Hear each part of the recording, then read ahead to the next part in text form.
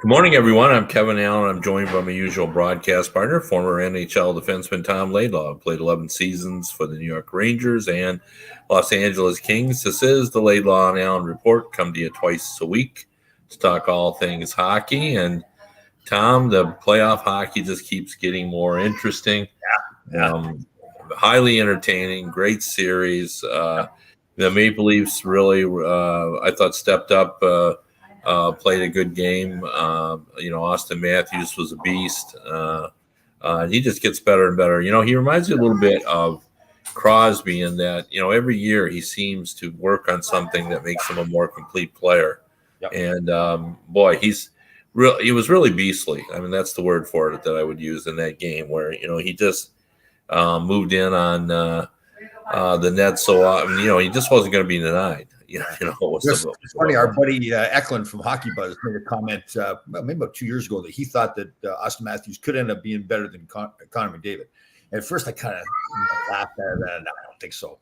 But like McDavid, you look at his team, and again, it's not just him, but his team again loses to LA last night in overtime, whereas Austin Matthews makes the difference with his team and puts him over the top against a pretty good Tampa team. Yeah, although I don't know, did you watch that game? Because I thought Connor McDavid and Draisaitl did everything they could to win that game. Oh, is that right? Okay, I did not see it. Yeah. I just score. Yeah. I mean, they were all over. I mean, Draisaitl was heavily involved. McDavid scored a goal that was on the ESPN goals of the night. Just a beautiful backhand goal.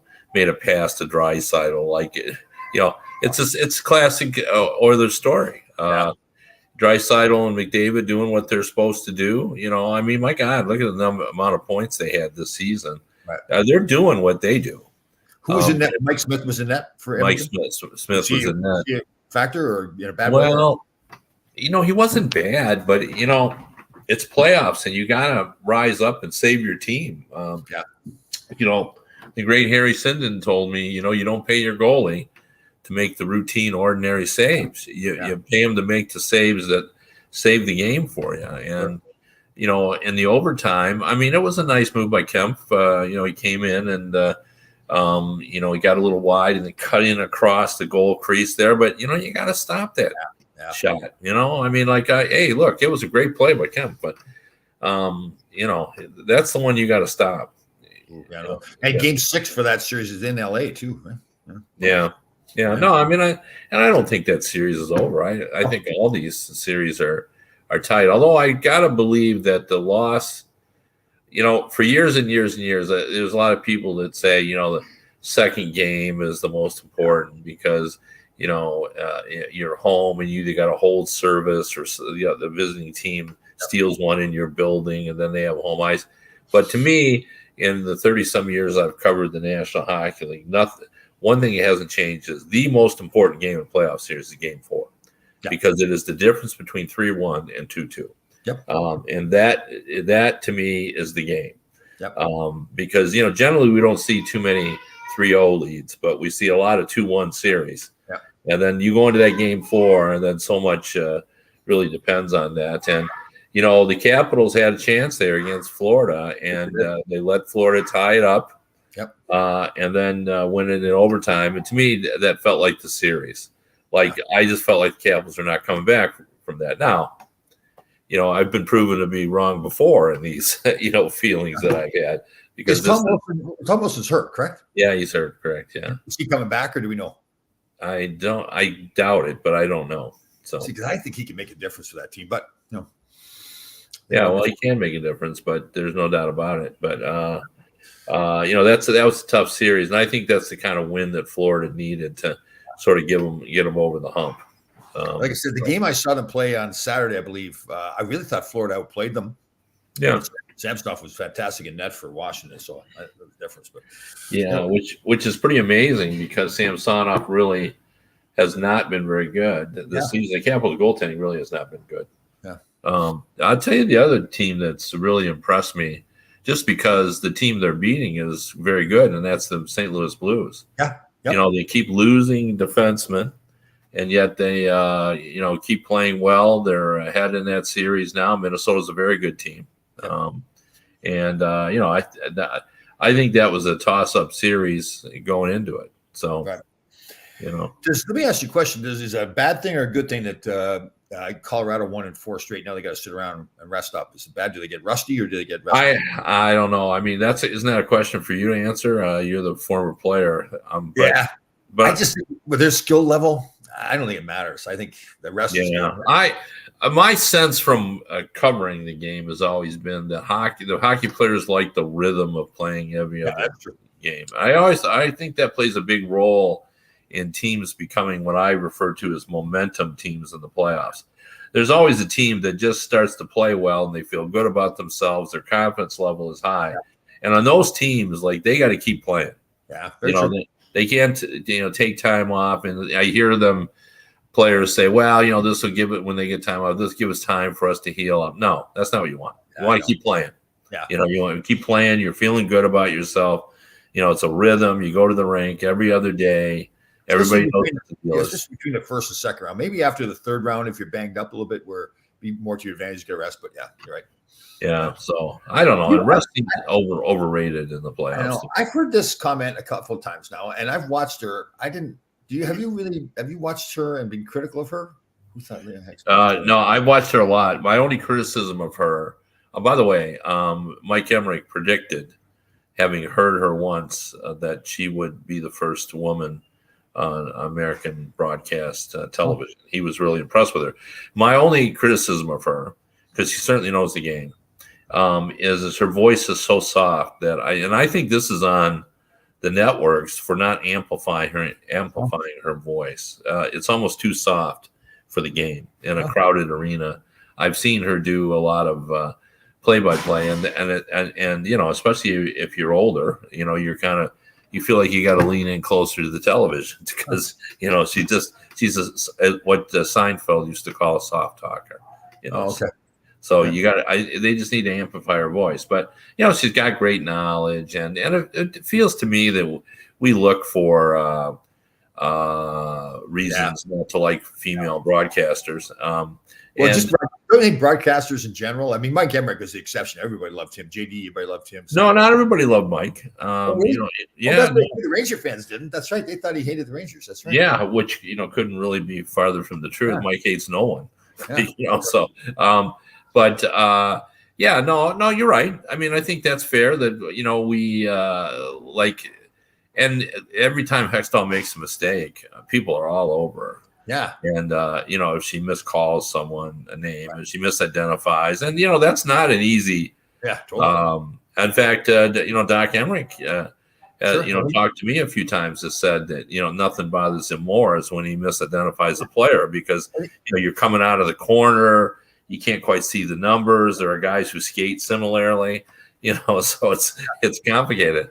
But I have talked to many female broadcasters, and you know what all of them say? You know who's hardest on them? Are women fans. Oh, really? Yeah.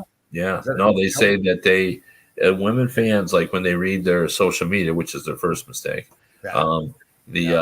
They get a lot. They get the business from females. I guess maybe there's pressure then because the women don't want the women that are on air to make mistakes, right? They want them to be good. Yeah, want them to be perfect. Yeah. So and from what I gather, Leah has not been perfect in terms. She has made some mistakes which have been amplified, and when you're the first on network television like she is, she's a Hextall too. She's a Hextall. So she's a Hextall. And when you got all that in there, everything gets magnified, So, she's still employed, so she must be doing okay according to the. I mean, Pierre McGuire was the same way too. There's a lot of people who didn't like Pierre. A lot of people just hated him. But he was. I thought he was great because Pierre took a stand. Like Pierre had his opinions, and he let you know what his opinions were. I thought he was, whether you agree with it or not. Yeah, and he loved. I think there's no denying that Pierre McGuire loved the game, and that really bothers people as well because he, people want to be sour. That's true. That's a good way of putting it. It's the truth. They want to be angry, and he is, just he likes the. He can tell you with the hometowns and the junior teams, and he was playing Bantam AA and all that. That's true too. And they, if their team is losing, they don't want to hear any of that. Yeah, so which is just and it's a constant thing. I think the sports has become now where if your team is losing, and maybe it's always been that way, but now we have an outlet, social media, where if your team loses, you just want to hate everybody, hate the coach. Yeah. And like I said, my favorite one is if a player makes a mistake, what a moron. Yeah, you told me that. What a moron. Right. Now, speaking of coaches too, so obviously the Rangers are down 3-1 in their series. So now not everybody. There's a lot of talk about how Gerard Gallant is not a good coach now because he's not structured. No. It's the same coach that took them to the season that they had this past season. Not sophisticated enough. We've heard it all. Yeah. No, and clearly the one criticism that is true, that it'll be fun to see kind of what happens, is he's never gotten out of the third season before, so we'll have to watch that, and who knows what that's all about. He was head coach in Columbus, Florida, and Vegas before. So just couldn't get out of the third season. I just don't think, like in the Florida case, that was a new GM came in, Tom Rowe, right? And then he wanted to make changes. Gerard wasn't analytic enough, and they made the changes. And then that GM got fired, and they brought back in the old GM. And then if I never figured out what was going on, and they make it to the finals the first year in Vegas, and then he gets fired 3 years later, or 2 years later. Well, I mean, I think too that was one of the issues. Like people wanting to know, like, why did they get rid of a guy that was so successful? Like, the way you see it is boy, they made a terrible mistake. But I think there are a lot of people that thought, boy, if they were willing to throw him under, like what happened there? So okay, you're right. I'm also looking at the general manager, Kelly McCrimmon, and look what he's done to that team now. I should put it this way: look at the way that team has performed now under his tutelage. Right. Well, that's true, but one of the thoughts normally when that happens is just as you said, it's a GM that wants to bring in his guy. Right. McCrimmon didn't do that. McCrimmon didn't, that he brought a guy that's, was known for what he did in the East. Yeah. Kelly McCrimmon was a Western Hockey League guy. So he didn't bring in a guy that, that he wanted, that he knew well, that he trusted. He brought in a guy that had experience and maybe interviewed well, or who knows. But again, I mean, it's just something to talk about because we really don't know. I mean, maybe it's just a coincidence that, I know on one of my favorite shows, NCIS, Mark Harmon, Gibbs always says there's no such thing as coincidences, but I think there are. Coincidences. So and speaking of coaches again here in New York, we talked last time. Barry Trotz got fired on Monday morning. A lot of people now, the stories I hear, and I want to hear what you think, is that Lane Lambert's the up and coming star. Did we talk about this? I can't remember if we talked about this. Well, no, but we mentioned that Lane Lambert is a star. He's also the Red Wings are interested, right? And that Barry Trotz had asked for an extension that they did not want to give him, so they made the decision before we lose Lane Lambert, we'll fire Barry Trotz and give Lane Lambert the head job. Well, I mean that will be interesting because Lou Lamoriello. If you look at his history, Pat Burns, Larry Robinson, Jacques Lemaire, Barry Trotz, he's always liked big names. Yeah, very true. Herb Brooks, That's right, too. He hired Herbs, that's right, yeah. Yeah, he's always liked big names. So it'll be interesting to see. Now, that wouldn't be the first time that has happened. We've seen decisions made about how they didn't want to lose anybody. I mean, Kelly McCrimmon, the guy you just mentioned, they were afraid they were going to lose McCrimmon, and McPhee went upstairs to open up the GM chair for him. So now they've created a new position because Jack Eichel's in there running the team now. So I didn't realize. Is he also in managing the team as well? Yeah, definitely. Oh. Yeah. He drives the bus. Yeah. So it's everything. Eh? Yeah. It's all his fault. If it worked well, it's all because of him. If it doesn't work, well, it's just another letter for me to set and write to informing Kelly McCrimmon that he's been relieved of his the Zamboni driver. So and the Zamboni driver as well. I don't know who he is. Boy, Jack has got a lot on his plate. He does, but that's what comes to being Jack Eichel. So this is totally unrelated to anything, but while I'm thinking of it, I'm going to bring it up. I looked at the roster of Team Canada at the World Championships. And, of course, I've looked at the U.S. And my observation is everything is just all screwed up. Like, they got hardly anyone that I would have thought they would have gotten on these rosters. Like normally you get some guys that go over. Right. And the key for all those guys, I love the World Championships, by the way. Right. I always have. I just think it's kind of a fun thing. And I don't understand the idea of, like if you get knocked out, players say, well, it's been a long season, so I don't want to go over. Well, but you want to play till June. That's really the objective of all. Yeah, but it's to win the Stanley Cup to play to June. Well, it's true, but I've spoken to a lot of Canadians, and I know you're different in this regard, but they all want to play for Team Canada to represent their country. I mean, they talk about it with almost religious conviction. Yeah, that's true. Like I said, I know you have feelings about the Olympics and so forth, but most Canadians feel strongly about that part. Playing for Canada is no question. It's right. So that's why I'm always surprised when it takes like the one year when Sidney Crosby called a bunch of his buddies and said, hey, why don't we go over and try to win a world championship? Yeah. It usually takes something like that to get a full contingent. Saying all that, they usually get more than they got this year. Same thing with Team USA. I mean, like there's some guys on Canada that I don't even know who they are. Oh, is that right? Really? Wow. Yeah. So I mean, they're they've gone down and got some college guys, and yeah, it's a good experience. But where is it this year? Where's the World Championship? It's Finland. So it's a nice country. So I mean, sometimes that does influence whether guys want to go. I mean, if it's in Latvia or someplace where they're not fired up about, but if it's in Sweden, they're all fired up. They want to go. So. And we've got Charlie McAvoy again is still out, I believe, with the COVID-19 protocols, right? Yeah. So I bring that up more because I think of these players. Maybe would that be a reason why maybe some of these players don't want to travel overseas? That could be, but Jacobs flew Charlie McAvoy back to that Carolina, to Raleigh, to get him there because he cleared yesterday. Oh, okay. Oh, I see. I didn't know that. Yeah. So, well, and the COVID protocol is just so different now. I mean, before it was real regimented, and now they're just looking for a negative test and a thing. And we're starting to get, we just can't.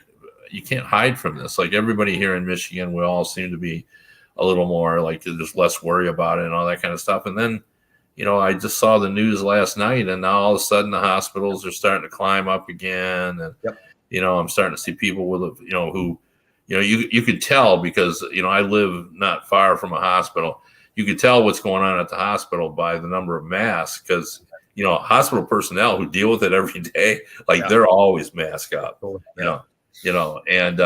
so you start to see now at the grocery store. I told my wife yesterday, man, people are masking up again. That is true. I see around here too. But I'll tell you, the one thing about our listeners on this show, they're an intelligent group of people with good taste. I'll tell you that. Tom Latham. Yeah. Okay. So I throw that out there. Yeah. Everybody's wearing. So. Okay. So our Rangers, the one thing, and I know we talked this before, that I thought would not happen for sure, pretty much for sure, is that Shesterkin I thought he would be the same player he was during the regular season. He clearly has not been, especially the 2 games. Yeah. Yeah. Well, that always opens up the argument, whether or not guys are big game players. And, does it really mean that he's not ready to win the big one? Or does it really just, he just picked the wrong time to be in a slump? They had the 3 overtime game where he set a record for the Rangers for 79 shots. And the last game, but he played fantastic in that game. I wonder if the Pittsburgh crowd was really over him. So in New York, it's Igor. And then when they got to Pittsburgh, it became Igor sucks. And they were nonstop with it too. I wonder, I don't know, he's a young kid. Did it get to him? He seems like he's a really confident young kid that it wouldn't bother him, but I don't know when he got 20,000 people screaming. Well, in the Pittsburgh media, I saw one of the headlines was, chanting Igor was the headline. Like they wanted him in there because, they've got his number, but, But the Rangers, and I like this team a lot, and I like this season that Kreider and Zibanejad and Fox was maybe not as good as last year, but still great. they haven't played well this series. They just have not. Well, and I saw some discussion on I don't know if it was ESPN or NHL Network where they were just saying that down the stretch there was some signs of defensive sloppiness. More than down the stretch. I mean, Shesterkin had some games. There was a game early in the season in Toronto where he stopped like 50 shots, whatever, and won.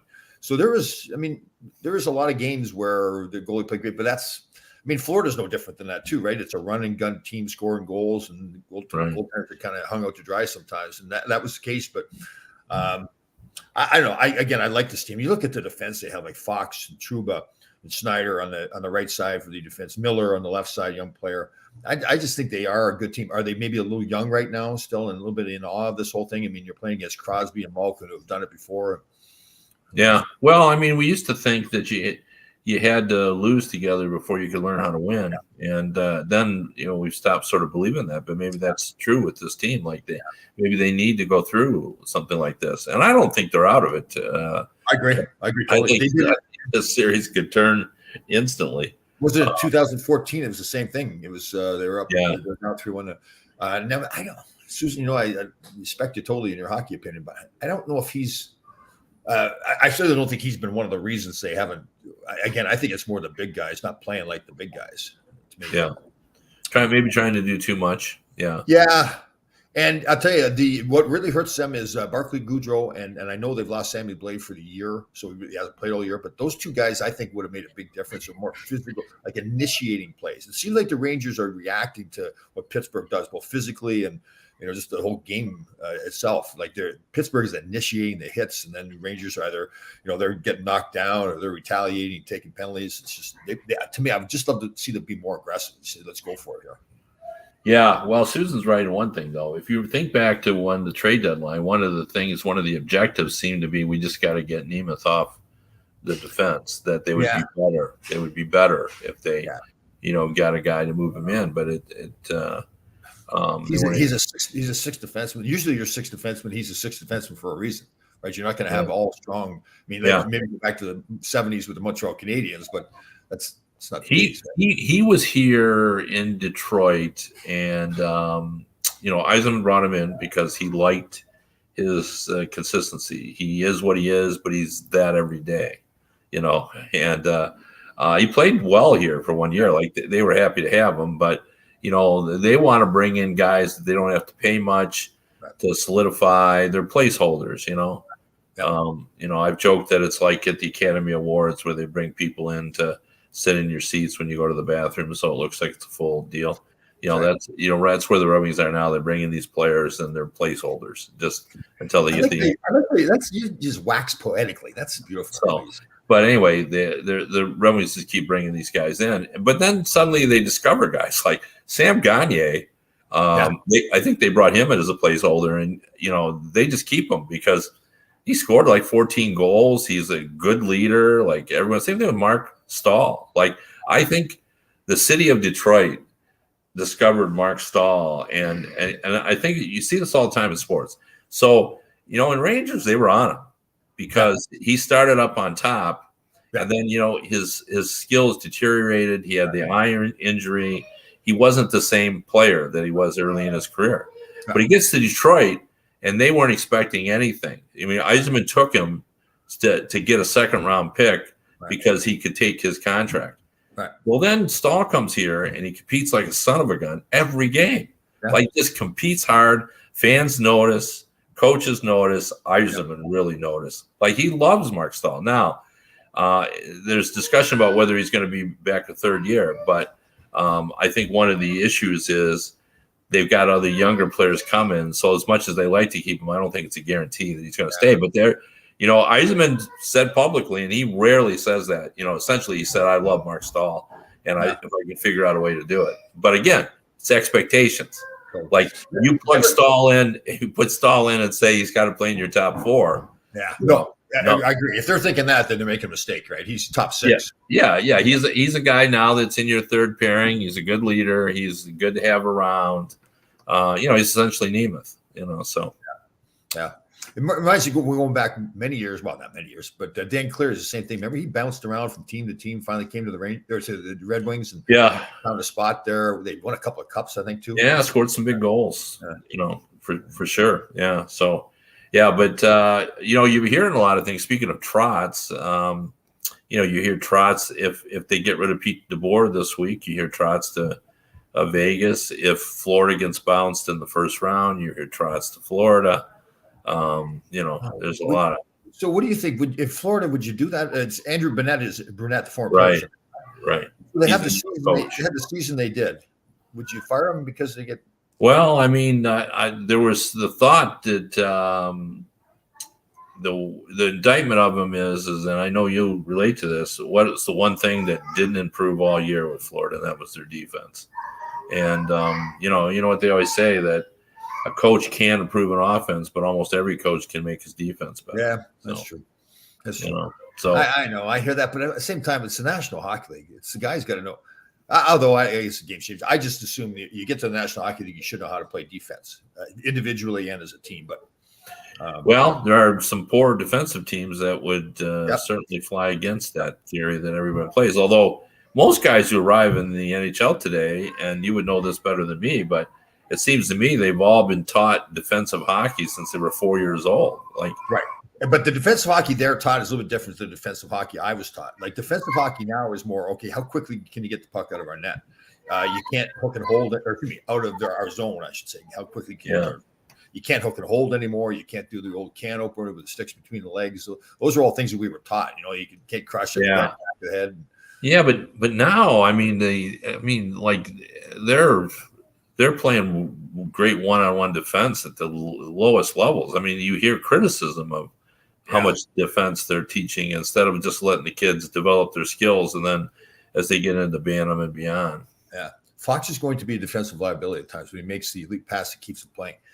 I don't agree with that. I don't. During the season, he was not a defensive liability. I hear, again, right now, the Ranger fans, and rightfully so, the way the team's played, they're very critical of a lot of the players and the coaches. But again, Fox has not been a defensive liability. The way he plays the game is about angles. We've compared him to Nicholas Lidstrom kind of thing, where Nicholas Lidstrom used to use angles and not try to hammer people with his size, whatever. I think that Fox is the same way. They're just not playing well right now. And I'd be interested to see, hopefully they win tonight. Obviously, I'll be down at the game. If they don't win this series, I'd be interested to see what the evaluation is in the end. How many people were hurt? Was Shesterkin hurt? And people don't want to accept the truth and reality that if we start this series over again, just play it again, start next week, start again, Rangers could win in 5. Oh, totally. Yeah, they could win. They should win that overtime game. I mean, I always tend to look at playoff series in terms of if they played 10 times, how many would win. And, I see this series, Pittsburgh and New York, as probably a 6-4 type, series where one team would win 6 times and the other would win 4. And then I agree. And so now here's another issue too. And I hear why Paulie would say this. Igor has to be epic. Igor has to be Igor, and he's a Vezina Trophy candidate for a reason. And that's what he has to be. He can't. I just don't think they can go into the series thinking that Panarin's not stepping up either. But I get it. And there's going to be a lot of focus tonight on Shesterkin. Yeah, there's going to be a lot of pressure, and we'll see how he handles that. But I'm telling you, it's the rest of the guys who got to play better too. And I think the world of Chris Kreider, I think he's fantastic. He had a fantastic season. Him and Zibanejad have not played to the level they played at either. And they're 2 leaders on the team, and they need to step up, and they can. That's why I'm confident the Rangers both tonight for the rest of the series. They haven't played nearly as well as they can, and they're down 3-1. One of those games is an overtime game that they could have won. Some people argue they did win it with the goal that was not counted. So I feel confident with the Rangers. But again, they've got to play a whole lot there. Well, and they also got to recognize too that there's a team in the other dressing room that's doing everything in their power to do what they want to do. And we never really pay homage to the idea that there's another team.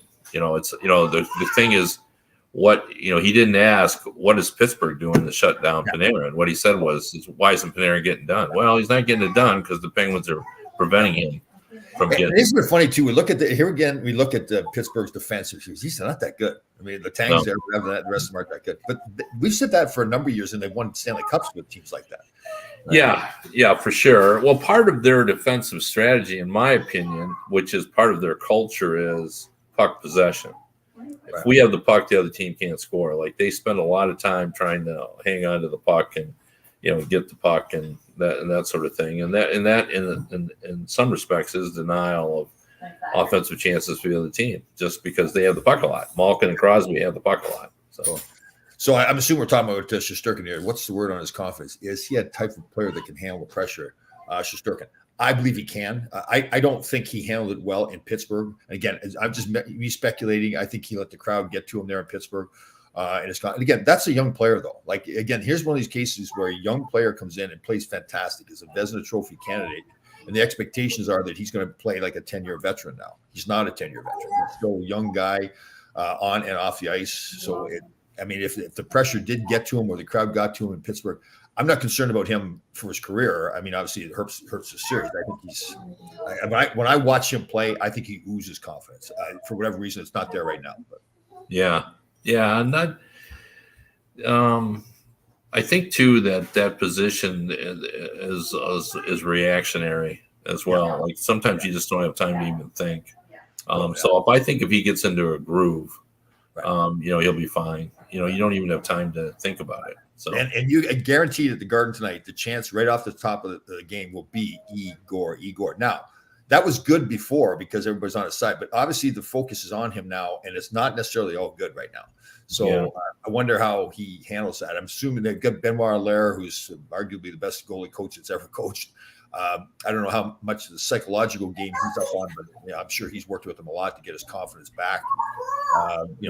Pulled 2 games, so I think he'll be okay. All right, so predictions here. Who's winning Pittsburgh Rangers tonight in New York? Well, I think New York will win. Okay. What, you got a score? I don't know. 5-3. Okay. So we get the Louis Domingue thing. He's ridden the wave for a while here. Yeah, and he really hasn't. I mean, he's made some big saves, but we've had some high scoring hockey here. So I don't know that he's he's a third string goalie for a reason. All right, I go Rangers 4-2. Washington's in Florida. Who you got? I got Florida. I think they're going to get the job done now. So for some reason, I'm going Washington. Just to go against you, I'll go against them. I'm going to say 5-1 for Washington. I'm going to say 6-2 Florida. So we got Dallas in Calgary. No way.